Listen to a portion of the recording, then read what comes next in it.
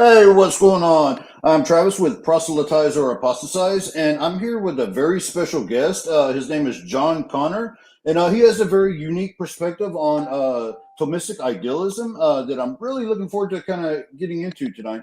So, John, if you want to go ahead and introduce yourself, tell us what it is you do, what you're working on, things of that nature. I go by John Konnor in social media, and I studied chemistry at the University of Buffalo and pharmacy as well.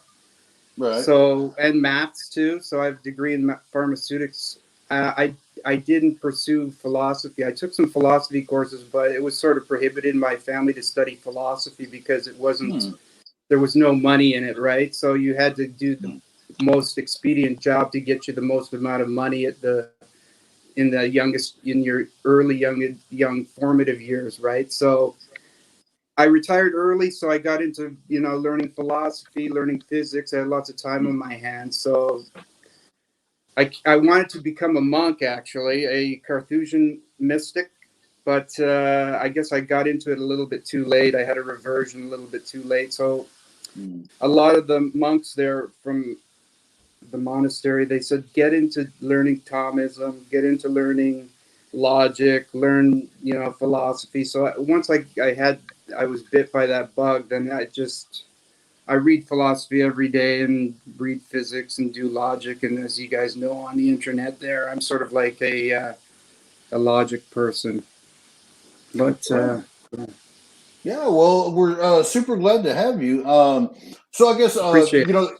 yeah, absolutely. So I guess one of the most obvious questions is going to be, what is ontic pancomputational Thomism? Can you like sort of break that down for the audience? Yeah, Like, what exactly do you mean by that? it's sort of based on existential Thomism. Like Hmm. there's different schools of Thomism, because when people say, "Oh, you're a Thomist" or whatever, they just paint you with a broad brush. There's like Aristotelian Thomism, there's River Forest Thomism, there's a Platonic, more like a Platonic Thomism, existential Thomism. Maybe mine is like a pseudo Dionysian Thomism. Pseudo Dionysius he influenced Thomas thought along with Aristotle. Pseudo Dionysius was like a mystic who lived, I can't remember, around 600, 700 AD. And he had the Platonic idea. He was like a Platonist, sort of, that everything is an emanation from the divine mind. So Oh, ontic pancomputational Thomism is sort of like a syncretization of existential Thomism, as you would get maybe from William Carlo. If you can check out that name and Google it. William Carlo okay. is quite a good existential Thomist. And so I syncretized the ideas that the universe now, a lot of physicists, there's a problem, there's a tension between relativity and quantum mechanics concerning gravity. It doesn't fit, right? With the Casimir effect and certain implications from black hole thermodynamics. So there's a new theory out with called ADS-CFT correspondence. So they're trying to figure out, using string theory, exactly a good model of how space-time would be quantized and emergent from just the information. So you have conformal fields, and they're entangled. And so the entanglement is really what the fabric of space-time is, but ultimately it's just an abstract construction that emerges, because what they're saying, what Leonard Susskind, Kip Thorne, all these theoretical physicists, like I'm not trying to use pseudoscience or anything like that. I'm just taking the scientific theories, and that actually the guy who came up with the holographic principle, he won the Nobel Prize for a different something else in 1999. So it's not a crackpot idea, and it's not the idea that the universe is like a hologram on your credit card. It's the idea that all the degrees of freedom, it's called entropy. It's from Shannon entropy. Shannon was the person who invented the bit. He came up with the base 2 log of the possible outcomes of any event is the amount of surprise. So it's like the modal character of the universe is its entropy. And we're not talking about dynamic entropy, which is like a macro state. We're talking about the microstate. So all the degrees of freedom in the entanglement of the sort of like the string theory ADS-CFT correspondence, that's what is making up space-time. So maybe it's like a Leibnizian relation. So space-time is just a relation between, and what I'm saying is to remove the middleman. I'm just saying it's just information, and God's animating the information with divine accident. You know what I mean? Like modes of essay. Yeah. So you can call it S or essay. Essay is Thomistic speak for existence. So the modes of existence in the creative act are supervening on the information. So a traditional Thomist would say matter has potency, and it's an admixture of potency and act. The act comes from the S or the essay, or its actus essendi, what is sustaining it, like the divine conservation. But what I'm saying is from certain implications of black hole thermodynamics, because the entropy, what Susskind is saying, I'll link the what he's saying in he has a pretty easy to understand layperson's lecture that I'll link after the video. He's saying the bits, because, okay, it's a hard thing, it's packed in. I'm just going to try to say it as simple as possible. When something gets accreted by a black hole, there's really no inside the black hole. Like what the one physicist explained it, it's just an incomplete geodesic. So when the matter approaches the black hole, it just disappears from the timeline because it's an infinite curvature of space at that point, at the singularity. Actually, there's three singularities, which Kip Thorne, that's another story we can get into on a different day. But the basic singularity we'll talk about is that matter, according to special relativity, disappears at that singularity. But quantum mechanics, which is what Susskind explains in his video, demands that information can't be lost. You can, the evolution of the wave function is like bit flipping. So you can tell what the future is going to be based on the Born rule and all of the operators and the functions that you plug in with the wave function based on the past. So information, there's a new law of physics called the conservation of information. I think Leonard Susskind was saying that the relations between information, or the relations between bits, or the bits, we're talking about Bekenstein entropy, not Shannon entropy, even though Bekenstein entropy is based on Shannon entropy. So the Bekenstein entropy, the Bekenstein-Hawking entropy is just basically Boltzmann's constant, which is like a thermodynamic thing, times the area of the event horizon of the black hole. And remember, the black hole is not a hole in space, it's a sphere, basically. It's got a Schwarzschild, right? Yeah, John, so if I could kind of like sorry. Am I going on a tangent a bit? No, it's fine. I just want to make sure the audience follows. So basically, when we have, things like, the initial state, the singularity of the Big Bang, we have, to kind of break it down, we have something like the four fundamental forces of gravity, electromagnetism, and the strong and weak forces, right? Right. That, prior to 10 to the minus 35 seconds of the Big Bang, they're so hot, they're melted into this united force. It's a tiny dense state, and then we have this inflationary period, where the universe expands. So the question is, what do we do with gravity? And so, string theory would posit that quantum mechanics and relativity can kind of be joined together if, through higher spatial dimensions, and the particles are like tiny vibrating strings that are interconnected. They're attached to brains. They're called Dirichlet brains or something like that. So, and then you just have that brain cosmology. So all of the strings, but then that brings it back to the black holes. Basically, I was getting to that point through all my little bit of like my rambling screed there. I was just saying what Susskind is saying. All the bits, basically the matter is changed to energy, but because light can't escape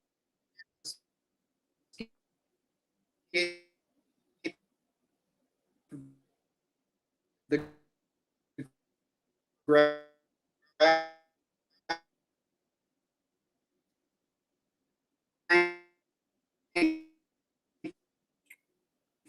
John, you're breaking up on my end.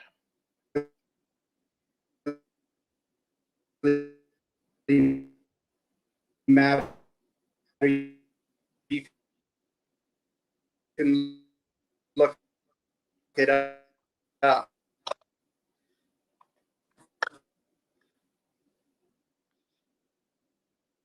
Okay, just 1 second. I think we're having technical issues on John's end.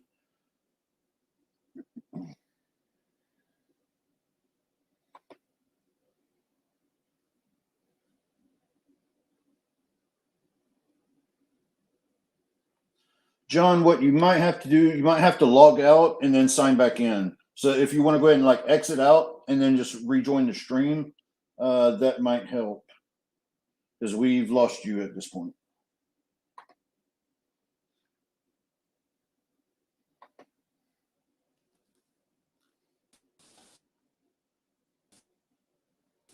Ah, there you are. Okay. Oh, there we go. Yeah, we lost you for a minute. So you might have to kind of go back over that. So basically where we left off at is, with Sorry, they're in Borneo, so. Oh, okay. Right. So basically, we were talking about how we need this, theory of quantum gravity to kind of unite, the four fundamental forces, and how quantum mechanics and relativity, and we're talking about how string theory mathematically postulates, through at least I think 9 extra spatial dimensions from that quantum gravity era that are wrapped around the 3 we experience, and that the particles are actually kind of like tiny vibrating strings that are interconnected, right? Right. And so then we get into things like Leonard Susskind, who was studying, what's known as the holographic principle, that Right. information that's on the quantized level, that information that's coming into a black hole is simultaneously like split and projected out as a hologram. And Exactly. That's it's called black hole complementarity, right? And that's one right. You can draw the metaphysical implication that there's an idealism at play there. Yeah, Absolutely. And so if you want to go ahead and kind of start from there, just wanted to kind of catch the audience up and maybe kind of break it down and then.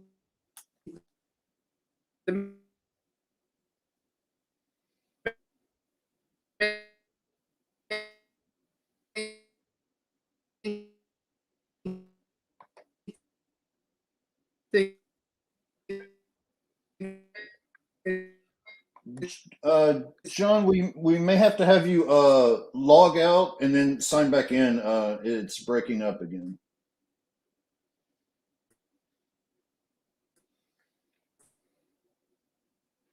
I don't know if there's like a bad Wi-Fi signal, but if you might want to just hit leave studio and then come back on, it might be better.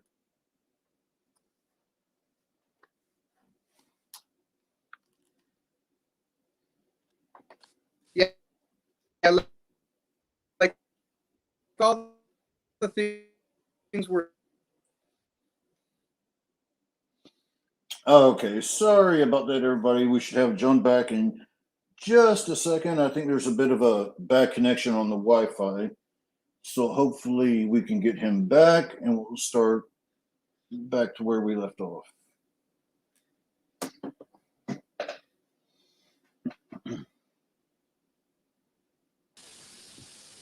All right.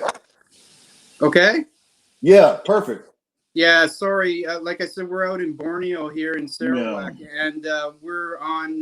We don't have good feed sometimes. It goes by the towers. The jungle. The towers are in the jungle, so. Yeah. Oh, that's okay. I know, like with my Wi-Fi, it's pretty sketchy. I have to use I have 2 computers, and only one laptop will work well. The other one will start like doing exactly that. Yeah, so. I hate that. That's why I wanted to start a blog and put all the logical arguments on there, but it's such a hassle here. You got to set up the router and then get the thing, and I'm too old for that sometimes. So, anyways, okay, yeah, what we were talking about. Yeah. Right. So we were talking about the information paradox of the black hole and how Leonard Susskind came out with the holographic principle. that the information on the quantized level, the information that goes in, it's not actually lost. It's split and gets projected out as a hologram. Right. So it's like a 3D projection of the 2D information is projected out in 3D, and so weird. If you wanted to kind of take it from there. It is weird because, what they say is that an outfalling observer will see exactly what you said. The person is redshifted because of the speed that they're going in.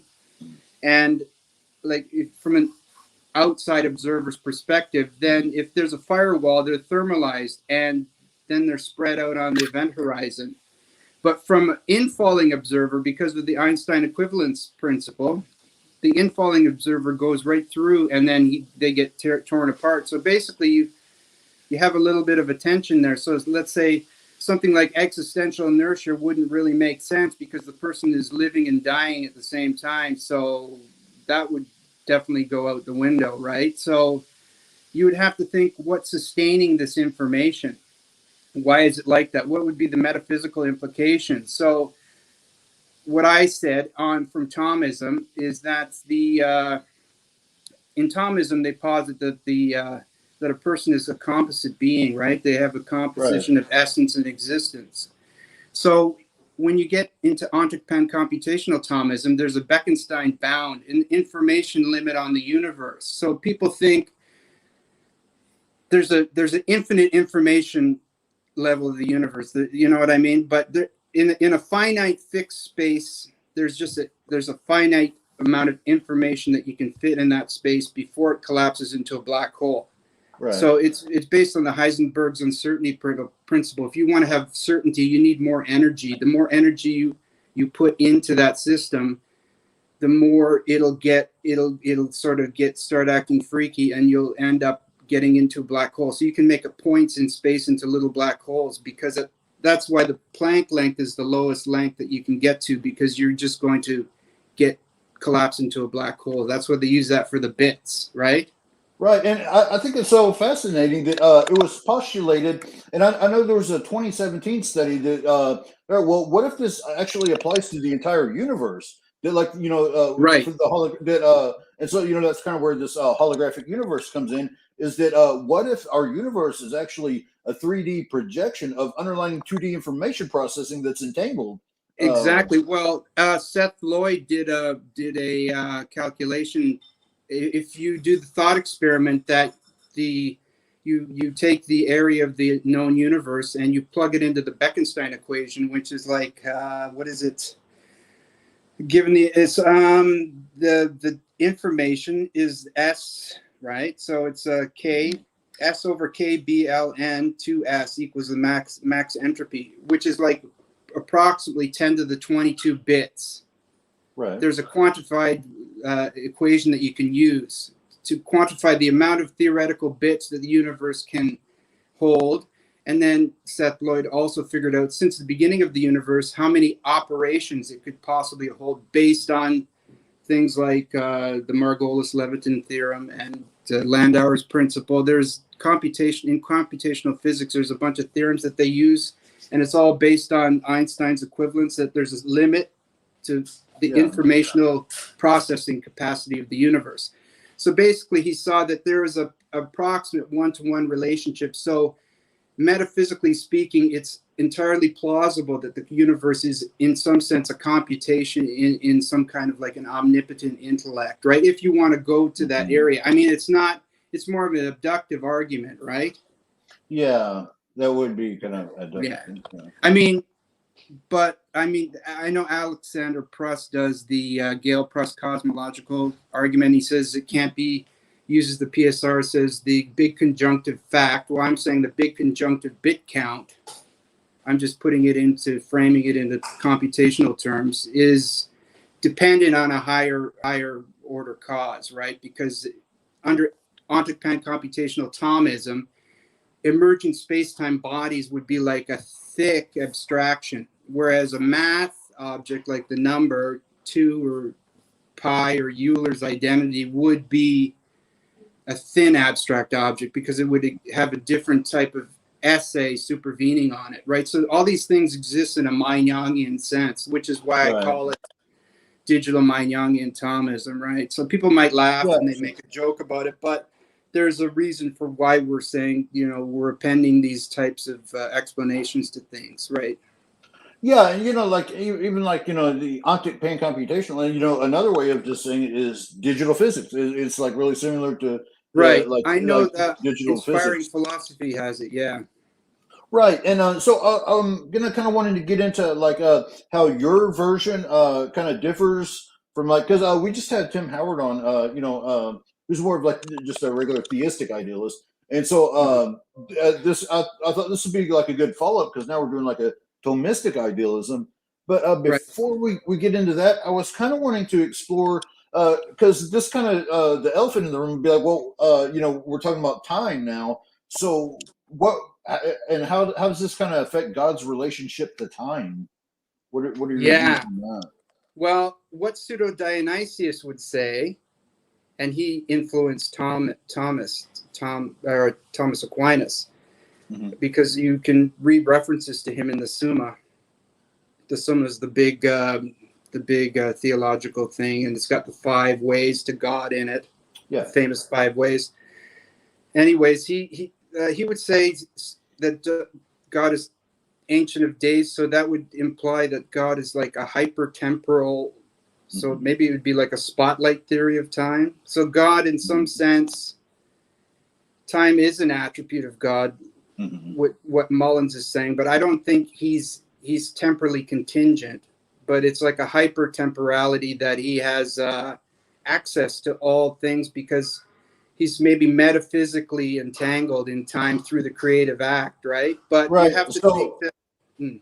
well, what a way to kind of look at it is like sort of a metaphysical time that's transcendent over what we call created time. Like let's just say, for example, like time is like embedded within space. It's kind of like so you have like time like right here like all points in time, and that God is on sort of a metaphysical time as an attribute, if you will, that sort of transcends, and so he can kind of deal at all moments simultaneously while himself not Right. being bound within the created time itself. Well, Or would it differ?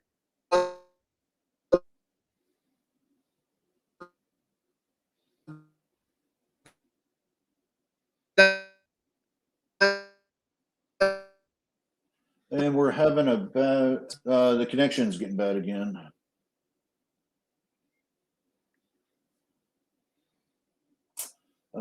John, I don't know if you may need to leave studio and come back in.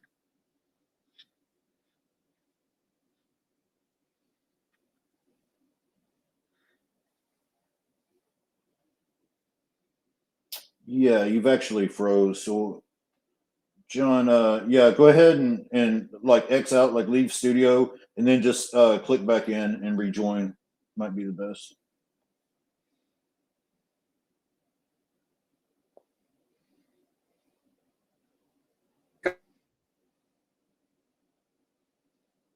All right, 1 second, everyone. So sorry about that. Having a little bit of technical issues.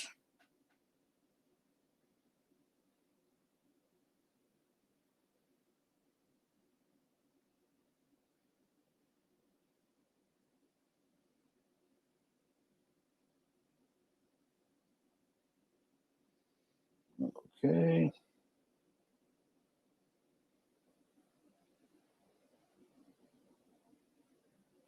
And we got John back right now. Yeah, sorry about that. That's okay. If we need to, we'll just keep adding you. Yeah. Okay, cool. I just moved to a Okay. different room. So maybe that'll help. I don't know. I doubt it. We'll see. Well, hopefully so. So, I guess kind of where we were is like I was thinking about God and his relationship to time, and you were saying Right. that that time is an attribute of God, but not like somebody like maybe Ryan Mullins would say that it's. Yeah, God can't so, be temporally contingent because then that would sort of undermine the arguments for God's existence, right? Because then you have, if you're doing set theory, you have the axiom of separation. So you're saying God is in the set of contingent beings. You're talking univocally about God. That's wrong. You can't talk like that. You have to talk analogically. You're equivocating. Your argument is no good, right? So basically, you have to make a whole bunch of, you have to do a lot of gymnastics with the metaphysical distinctions there. That's the problem, I think, with most arguments, is they're not making the right distinctions. See, like under ontic pancomputational Thomism, physical beings aren't concrete. God is ipsum est subsistent. So he's the most concrete. He's sort of like a hyperdimensional mind in himself, and he's a simple mind. It's sort of like maybe you'd look at a Cantor absolute set. So actually it's infinite and it's absolutely simple, right? So God is constantly apprehending himself. So in that sense, creation has always existed in God's mind as maybe like a object of mentation. And then God, if he, through his perfectly free will, he could accrete modes of S onto that, and then that'll exist under different modes of essay, and then it'll exist, right? So it's hard to say that God was alone at one time, and then all of a sudden he started to exist at one time, because, you know, under Kripke semantics, if you map out the relations between worlds, there's no accessibility between our world and God's world, because God is ontologically complete. He's self-subsistent. He doesn't exist in a world. He's not maximally great. There's a personal character to God in that he's loving, and he's in a state of eternal beatitude, whatever that means, right? He doesn't have emotions in the same sense that we do. Right. He would have irrational emotions. Right. He'll have rational emotions, right? But you have to look at it that way. So I sort of split it in the in-being. God is self-understanding. You've got the Trinity as operational aspects of God. You can break that down with first-order logic, you know, or second-order logic. You say God exists and acts in free logic for all essences Q. Q equals existence. God equals existence, right? Where other things have existence. So in a Meinongian sense, the Meinong is a little bit similar to Thomism in that you can talk about things that don't exist, but they do exist. You know, like the round square can't exist because of Euler's identity. You can't square the circle, but it exists in a property sense. So the properties are instantiated as an unthinkable object, an object that has the property of squareness, and you can use the round square copula to get around that, right? Yeah, that's super interesting. Would you say that this is sort of a panentheism, or if not, or does it differ from like a panentheism? Because I know, like, it's something like a panentheism, right? Because it's a multipartite monism, right? So there's only one real, like, a substance, but the other substances sort of exist as, there's the divine accidents, which are necessary expressions of the essence, and then there's the effects, the contingent effects, which is like a contingent accident, which is us, right? So we're basically, instead of essence and existence, I'm saying we have a mind body, right? This is where you get into a little bit of metaphysical speculation, right? So you set the mind, the body. Then because the body is, or you have the mind and the soul, it's animated under S animus, so it's a concrete. So the mind and the soul is sempiternal. Once it's created, it can't die, right? So it's a concrete existent. Even though you can't touch it, maybe, but we don't know the pure ontological status of a soul. When we're dead, we'll probably know better. But the physical aspect is determined to die, right? To these flesh and these bones will die, right? So they're more like a thick abstract object. So what I have is I have a tripartite hylomorphic idealism, where everything is emanation from God's mind. The souls and the minds are more concrete. They're information complexes that provide the whole and mericity to the essence, which is the Bekenstein bound, which is the information bound. So like under Bekenstein entropy, a brain is 10 to the 43 bits of information in its microstates. So you can recreate the brain down to the quantum state by appealing to its Bekenstein bound, right? So all the information, all the quantum information, you can recreate it. So it's like a pixelation, and you voxelate it in space-time, assuming that space-time is emergent. So you have a triple thing that going on there. Does that make sense?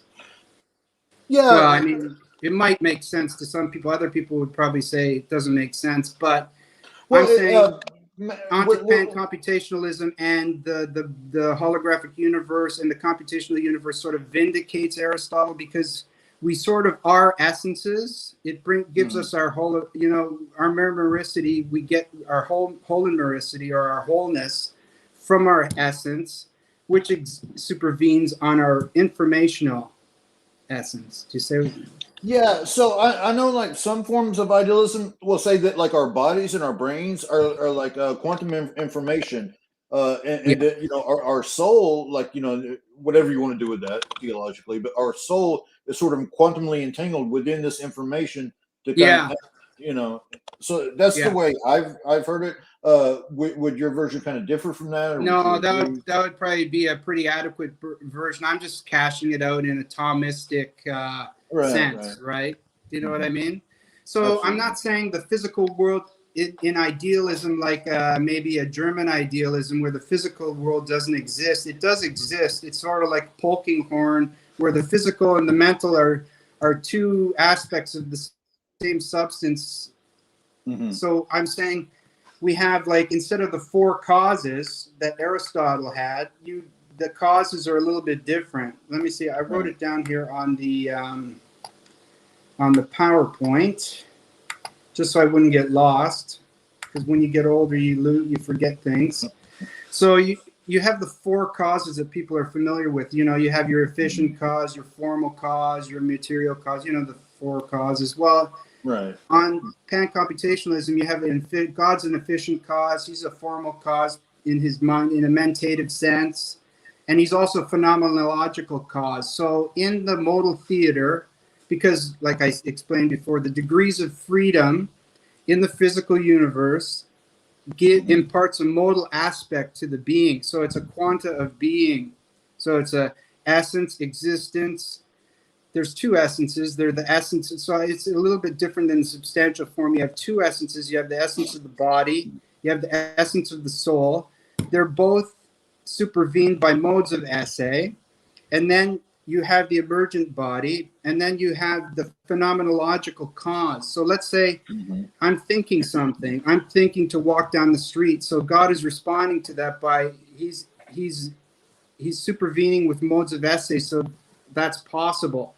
So really, I'm a virtual cause. I'm not really causing myself to walk down the street. Only it's happening in my mind, and I'm experiencing that cause. You know what I mean? So I'm adding like a virtual causation to the whole cause system. So it's, I mean, people will laugh. Maybe it's like the Matrix or something like that. But there is an analogy there, right? It almost seems like you're taking on an avatar. Is what it's something like that. Yeah. So you're entangled with that body, right?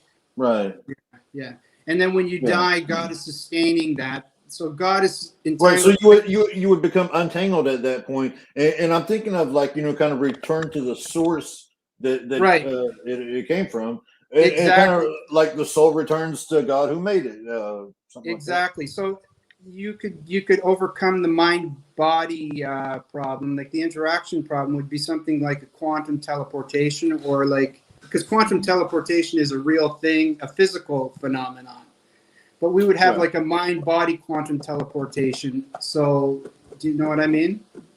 Yes. That's a little bit of a speculative thing, but it is certainly possible under the circumstances we find ourselves in with modern physics. There's so many crazy things going on that we can't really put a handle on it. You know what I mean? Right. And so, kind of the standard argument of digital physics that came out is that gives emergent space-time to account for, relativity and quantum mechanics. And that you would have that it was postulated that it's kind of correlated to what we see in quantum cognition, like the information processing and like thought and decision making and everything, and so that the universe is sort of emergent from what looks like a mind. And so I'm wondering how this would differ? Because I know this is a little bit of a different argument than the Yeah, standard version. I wrote it down from the Kripke-Ross-Quine idea of semantic determination. So if you look at like what Leonard Susskind was saying, that in one interview I watched, he said that the interviewer asked him, he says, so would you say that there's like a code that we still have to figure out? And he said, yeah, that's how the universe is behaving, that the laws of nature are the program. They precede the physical universe because, like Bohr said, at the lowest sense, things aren't as real as we think they're real, but they are real in a sense because, you can detect quantum fields, quantum fluctuations from the Casimir effect, but the trade-off is that space and time have to be quantified in that sense. So that poses a problem for relativity because then you have a special observer frame for everybody, but everybody should be seeing a different frame. So what I'm saying is the laws of physics have to precede the nomological universe the way it is, because quantum fluctuations do come in and out from nothing, sure, from Heisenberg's uncertainty, but the fluctuations themselves depend on other variables like Planck's constant, and then you can derive that from the speed of light squared. And so you need laws of nature that precede what's happening, even if you have quantum fluctuations. So you can't discount God. You have to say who's the author of that semantically determined, sort of like a program, right? So that's where I came up with the argument, if space-time is emergent from entanglement, then the universe is fundamentally informational.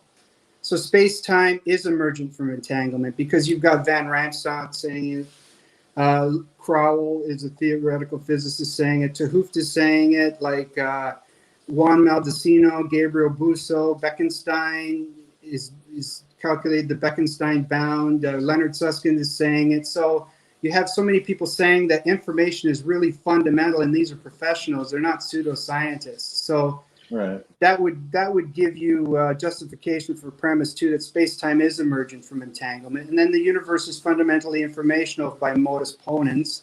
So if it's informational, then there's some intellect that fixes the semantic content abductively. That's an abductive premise there, among incompossible forms, because what Kripke and Ross and all these guys, Quine were saying is to fix a semantic content, you can have syntax and symbols, but those symbols are meaningless in the context of anything unless you have some kind of direction from outside, right? That's what we see in nature all the time. So, I mean, it's just common sense. So if the naturalist wants to say natural skepticism or methodological naturalism is a more simple, that's not going to fly. It's simple, but it's not complete because you're not explaining how those laws came into effect, how they're semantically determined, right? So it's not really. Go on, sorry. Yeah. Oh no, you go ahead. There's a little bit of a lag. Oh no, you go ahead. It's okay. Well, yeah. So, as I was listening to that, because I know, like, one of the worst, like, atheist objections I hear is, well, we have a quantum state. That's all we need. We can get everything from a brute quantum state. So it's not like that though, because I'll watch these university lectures, and you've got Kip Thorne saying at a black hole, you have the antimatter particles popping in and out of existence, but because of the strong, powerful effects of gravity, they stay in existence longer, but they pop out of existence from nothing. So, I mean, is that an adequate explanation that things are popping? No, they're not popping out from nothing. They're popping out according to the laws of physics, right? Heisenberg's uncertainty principle, the Planck's constant, all the other constants. You can Google it to see what it takes to derive Planck's constants. There's a whole bunch of things that you need, right, to be prior to that. So it just doesn't fly. So ultimately, you have to say, where are these pure math forms coming from? What are these pure abstractions coming from that are semantically determined, so that we don't have a halting problem? The halting problem is in the Turing machine. Let's say if we don't know if a program will halt or if it will just keep on going. So if evolution was like a halting mechanism, where do we go from non-life to life? Why is there not a halting problem? Why does the program keep on running? Why don't we see some organisms living forever and in an infinite causal loop, right? You know what I mean? So, right. So abductively speaking, we have higher probability that something like an omnipotent mind exists and that it's running the computational universe. It's fixing the semantic content. It makes the most sense, really, in a metaphysical sense, right? You can believe what you want to believe. You can believe that things just are a brute fact, and then you can throw the PSR out the window. It's up to you. But I'm just saying, with ontic pancomputational Thomism, it does just makes more sense that there's a mind. Because in string theory, there's possible 10 to the 500 different worlds. I'm not saying string theory is right, but it's just saying that the laws of nature are not broadly logically, necessary. You can change the laws of nature, still get a world. It won't be a world with life, but it'll be a world for 10 seconds maybe, or something like that. So, but in order, like, you're a pundit of the fine-tuning argument. So what did you have to say about that? Yeah, I agree because from the very start, of course, if we don't have the adequate expansion rate, the universe is going to either not form or it's going to collapse back on itself. One of the most interesting things, I think, is the matter-antimatter asymmetry problem. So when matter and antimatter were first formed, there's a 1 in a billion asymmetry of matter to antimatter.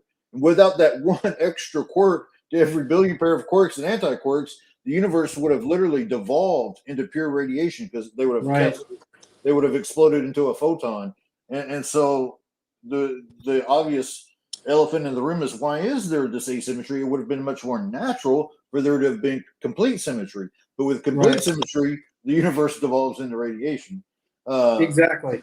Yeah, and so I can get into all of the fine-tuning data of the perimeters for a life-permitting universe, how it increases. When we look at the cluster of galaxies, solar system, the planetary system, sun, moon, life on the planet's surface, and the teleological precision that increases with successive categories. But I'm looking at it just like from the initial go, because there's so many things that just from the initial go, had they not been right, you don't even get a universe at all. So it's not that the universe would have been, it wouldn't have actually been here. And so, and then I think, on the metaphysical level, I think it's very interesting that, the universe acts as a mathematical construct. That it's like you were saying, it's information based and it's mathematical. It's, laws of logic. So to me, everything would seem to point to a mind. Did it emerges, or from what we call, I know some classical theists will get up. So it's not a mind amongst other minds. I know, just from our reference, did it emerge from an intelligence, if you will? It's just, I think it's everywhere we look in the universe. Right. Yeah, like I said, in order to avoid indeterminate syntax in the informational universe, there has to be nomological laws. Laws are like a program, like I mentioned that Susskind said. So they're semantically determinate among incompossible forms. So in order to have one world and not have another world, there has to be some kind of determination. You can't have a singularity, like I've heard some atheists say that you're going to have a singularity, or skeptics. You have an initial singularity. Well, really, there was no initial singularity, because if you define a singularity, like the guy with the PhD that I was reading about, an expert at black hole thermodynamics, he was saying a singularity is incomplete geodesic. So it's not accessible to this world because you have infinite curvature. So how is an infinite singularity under the cosmic censorship hypothesis? That's another one that Penrose came up with. You can't have indeterminate information flooding into the universe from outside, because it'll disturb all of the laws of the thermodynamic laws in black hole thermodynamics. Sure. The universe will heat up and will die, right? So it's just completely implausible. So, I mean, sure, maybe this ontic pancomputationalism or classical theism is implausible to some, but I think it gives you the best explanation for what we see. You know what I mean? And I wanted to Right, add one thing. I wanted to add one thing. There's an interesting implication. I should mention, Daniel Vecchio will like this. He's an expert on the ontological argument, Anson's ontological argument. Yeah. So if we have an informational universe, then information exists in a certain sense, right? So the ontological argument exists as an attribute of God. So let me explain that. If you take the definite descriptions, extensionally speaking, they do exist. So if we say the definite description, God is the unique X, exists in X for all Q, where Q's are all essences or all Bekenstein information bounds, then God is the Q equals existence in QX. Or to put it another way, an epistemic operator, God is, it's not conceivable that there exists a Y that's, greater than X.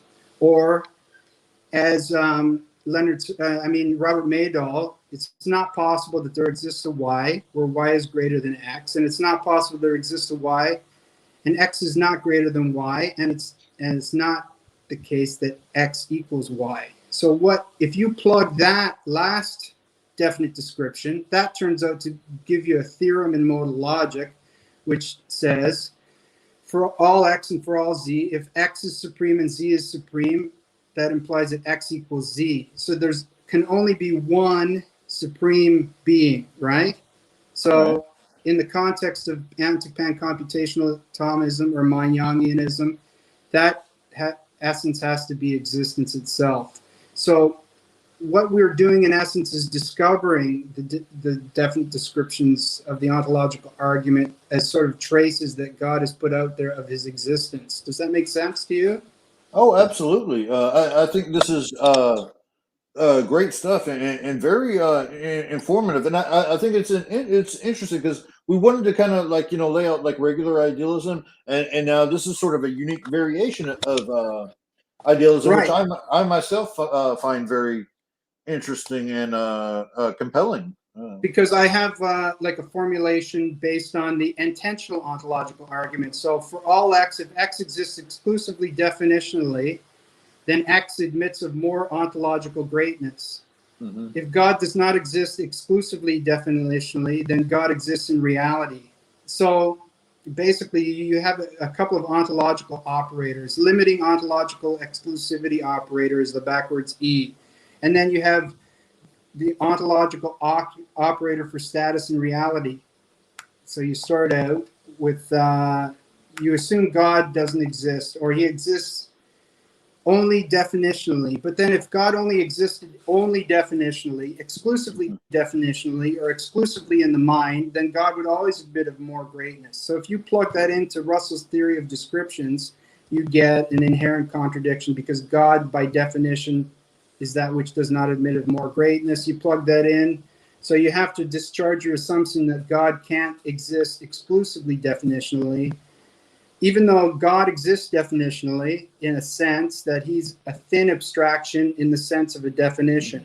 So I guess this brings you into your the scope of your ontological operators, your ontological quantifiers. If you say exists in X, and X doesn't admit of more greatness, you're not saying God exists. You're saying he exists as a definition. So if God exists as a definition, he's not impossible, because God is pure act. God can't be just merely possible because he can't be actualized. So either God is impossible or God is actual. Well, God is not impossible because I just made a definite description that Zalta showed that there's only one, by the non-logical axiom of greater than alone, only one thing can fit that definite description. And then if you assume this metaphysics of pancomputationalism, that nothing can process itself, then God must exist, right? So that's just another aside, that the ontological argument is actually an attribute of God. Right? That's awesome. That's pretty cool. It is, and we're kind of coming up to the closing mark. That's okay. Is there anything you'd like to say? Anything you'd like to plug? Before you go, I didn't get into all of the definitions for Thomism, but let me just see one thing that I maybe wanted to add. Absolutely.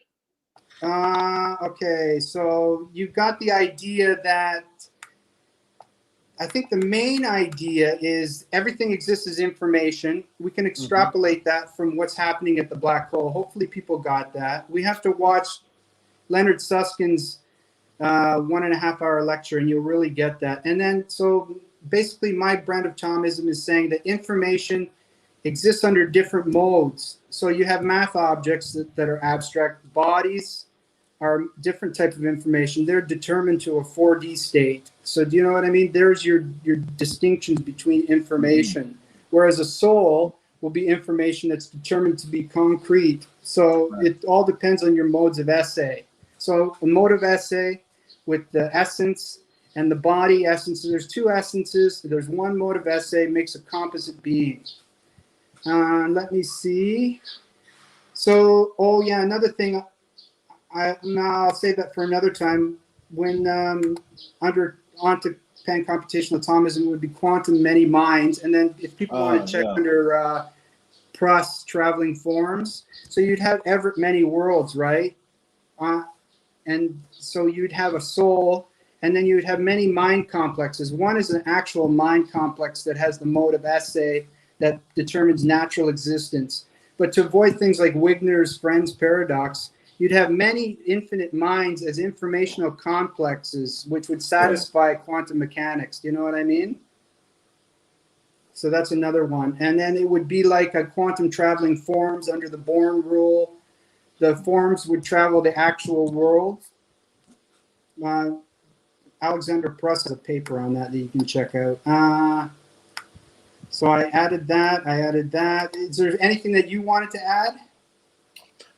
No, I think what might be good is if you could kind of like, in the comments, maybe here and on like Facebook, kind of leave some of these links to where people can kind of go in and check out like some of the resources. Yeah, you'd have to. I have a PowerPoint. You have to check out like Diente and Essentia by Thomas Aquinas. He outlines the Diente argument. Gavin Kerr, you should check his videos. Gavin Kerr is kind of brilliant about the Diente arguments. I think a lot of people who are online know about him. You have to check out Daniel Vecchio's blog. It's called Vexing Questions. He's got tons of ontological arguments if anybody wants to learn logic. And then you should check out like Young's theory of objects. There's Seth Lloyd, The Computational Universe. He has a paper, The Computational Capacity of the Universe. So when I'm saying bits of information, I'm talking degrees of freedom in the quantum world. So if we use Shannon entropy to code the alphabet, it's 27 characters or 26 characters in one space. And if you plug that in, it's only 5 bits per characters. Log 2, 27 equals 47.7. So to code that message of the alphabet, you need 4.7 times 27 bits. For the Chinese alphabet, it's 14,500 times 15 bits per character. But for the universe, all the degrees of freedom, you can describe it with 10 to the power 123, assuming that we collapse everything into a big black hole and it's a sphere with all the degrees of freedom on it. Anyways, thanks for letting me talk. And I'm sorry if I'm rambling too much. No, this is why we wanted you on. I think it's great. And there's just so much information out there. And, we're talking about the science, and then we're getting into the metaphysics. One last thing before we hit the hour mark, I thought it might be good for you to leave the audience with is what would your advice be to say somebody who's kind of familiar with like the science and maybe the philosophy and the metaphysics, but they want to learn more about Thomism, like because you are representing the Thomistic way. What do you think would be a good resource for somebody that's kind of just starting on their theological journey and wants to kind of get into to learning more about Thomism, like There is Thomism 101 on YouTube, so I can add that later on in the comments. Okay. And there is a site online with all of Thomas Aquinas's works in English. it might be a little bit difficult for somebody at the beginning, but you can look into it and read it. You know what I mean? Like, you've got the Summa, there's a Summa contra Gentiles, which is basically for lay people. It's arguments for the existence of God. So maybe I'll post some of those in the comments. Right, Okay. and I know for myself, I'm a big proponent of the fifth way because you're good at the fifth way, man. Yeah, the teleological argument I have is it's not a Bayesian type analytical argument as much as it's an Aquinas, like, that everything's information and it moves towards ends and goals, and Yeah. and God, so the first cause is the final cause. Everything is ordered towards God, right? right. So I think to learn about Toma is just very enriching, and I definitely want to recommend everyone check that out. And so we're kind of coming up to the end, but I think this has been a great episode. I want to thank John for coming on. Thanks a lot. Thanks a lot. Hope it's a little bit of a dense subject. You do have to do a lot of reading on it, and you'd have to do a lot of looking at lectures, university lectures, and understanding the science, and actually getting the books. And like I said, it's a metaphysical interpretation. None of the authors of the black hole thermodynamics is authorizing a certain metaphysical interpretation. Right. That's just into interpretation, right? So that's what we're doing here, just discussing it. Some people will say, oh, you're a crackpot. It's not like that. The universe is not information. But I mean, the bottom line, I'm just trying to make a presentation to say that I'm not using science to make a metaphysical argument. I'm just explaining the science metaphysically. And I'm just trying to say that theism itself and science, there's no tension there. It's not irrational. Right. Science does not make it irrational to believe in God. It's the other. I think it would be the other coin, that belief in God is rational given the science that we have now with quantum information theory. Yeah. And I know that's a big reason why I'm not just in the atmospheric science, but I'm working on joining Reasons to Believe and going through their course, because that's very important to myself too. And I think the more we learn in science and in metaphysics, the more cosmic reasons we have to believe in Jesus Christ. And so that's good. Gives you some purpose there, right? Because believe me, back when I was younger, I was just influenced to and engaged in getting money and not caring about anybody, and then it just ends up into a vicious cycle, right? So I think it's better to have a little bit of a hope than to be a negative skeptic and say all this life is what we have, but really in the end it's not as much as what we think it is. You know what I mean? It's not all it's cracked up to be. Belief in God gives you hope. Absolutely. Yeah. And so with that, I think we'll go ahead and close. And I want to thank John again, and thank you very much, Travis. All right, you're very welcome. And everyone out there, take care and God bless. Yeah, God bless, man.